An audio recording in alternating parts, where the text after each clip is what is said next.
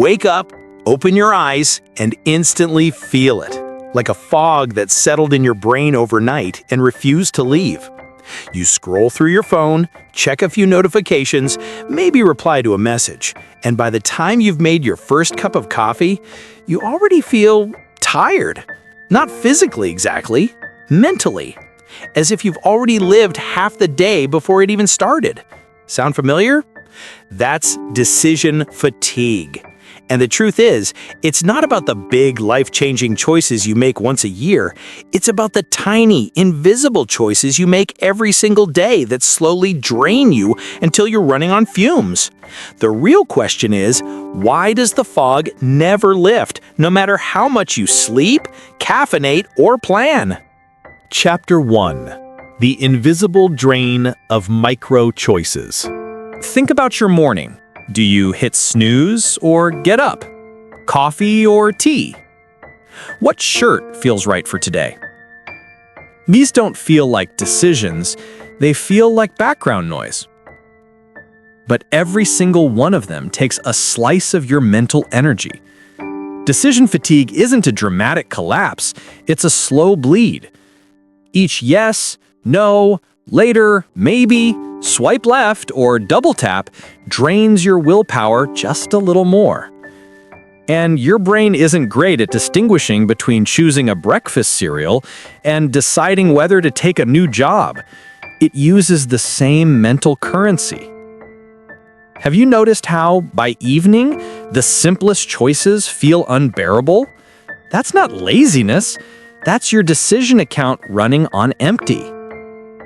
So here's a thought. What if your exhaustion isn't because you're weak, but because you're spending your brain power on things that don't even matter? What's one decision you could remove from your mornings tomorrow? Chapter 2. The Brain Fog Trap. Here's the eerie part. Decision fatigue doesn't just make you feel drained. It literally changes the way your brain processes the world. When your prefrontal cortex, the part responsible for rational decision-making, gets overloaded, your brain shifts into shortcuts. You start relying on habits, cravings, and the path of least resistance. That's why you end up doom-scrolling instead of working, ordering takeout instead of cooking, or saying yes when you should say no. This is where brain fog comes in.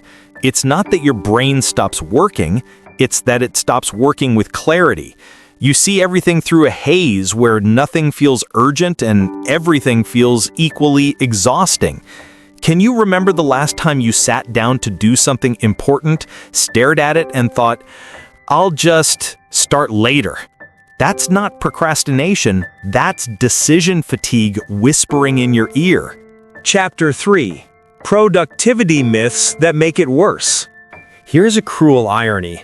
The very tools you reach for to fight brain fog, planners, productivity hacks, endless apps, often make things worse. Why? Because every tool is another decision. Which app to use, which template to follow, which system to commit to. The myth of perfect productivity is toxic fuel for decision fatigue. It tricks you into believing the fog will lift once you find the right method. But the search itself becomes another exhausting decision loop. The unsettling truth? You don't need more systems. You need fewer.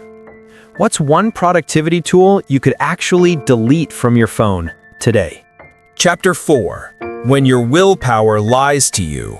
You've been told willpower is a muscle, that if you just grit your teeth harder, you'll push through. But here's the twist. Willpower doesn't just run out. It also lies. When you're in decision fatigue, your brain convinces you that bad decisions are good enough. You grab the junk food, you binge the show, you stay in the toxic routine. And the worst part?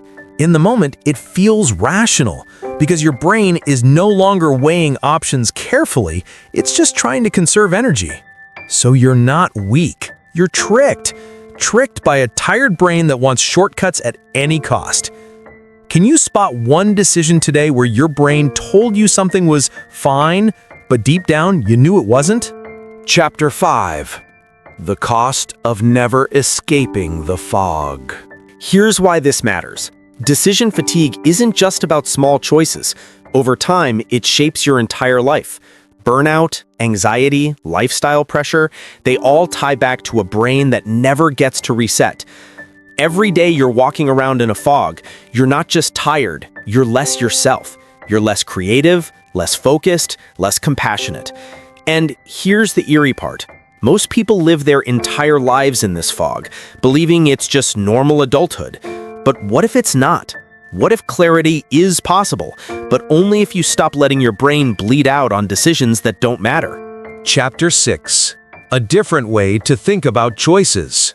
So what's the subtle solution? It's not about eliminating decisions entirely, it's about designing your life so the right choices happen without effort. Think uniforms, routines, defaults. The reason Steve Jobs wore the same outfit wasn't fashion, it was survival. The reason some people meal prep isn't health, it's clarity. The fewer decisions you waste on the trivial, the more energy you save for the choices that actually matter. But here's the twist. This isn't about becoming robotic. It's about choosing where your freedom actually serves you. Do you want to spend your mental energy picking socks or building a life you're proud of? What's one routine you could lock in this week to protect your brain? Chapter 7. Your 7-Day Challenge.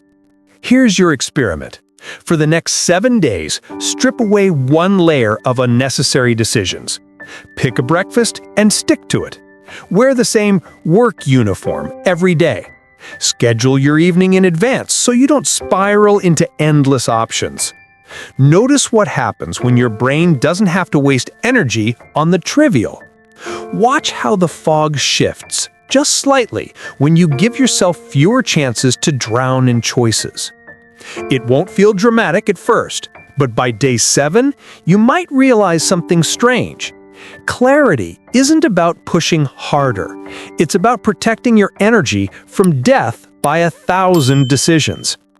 Don't forget to hit subscribe and ring the bell. You won't want to miss what's coming next.